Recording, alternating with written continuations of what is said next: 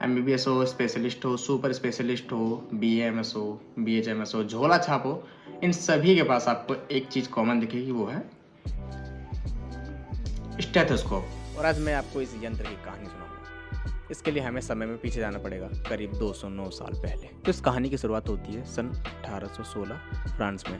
एक डॉक्टर हुआ करते थे, रेने लेनैक। जब भी किसी महिला की दिल की धड़कन टेस्ट करनी होती थी तो इन्हें बड़ी शर्म आती थी, क्योंकि उस समय में स्टेथोस्कोप नहीं था। तो दिल की धड़कन सुनने के लिए डायरेक्ट डॉक्टर को मरीज की छाती पे कान लगा के सुनना होता था, और इन डॉक्टर साहब को ये करने में बड़ा शर्मिंदगी महसूस होती थी। उन्होंने इस प्रॉब्लम को सॉल्व करने के लिए एक कागज़ की ट्यूब बनाई और उसे दिल की धड़कन सुनी। और कमाल की बात तो ये है कि उन्हें आवाज़ और भी ज़्यादा अच्छे और साफ सुनाई दी।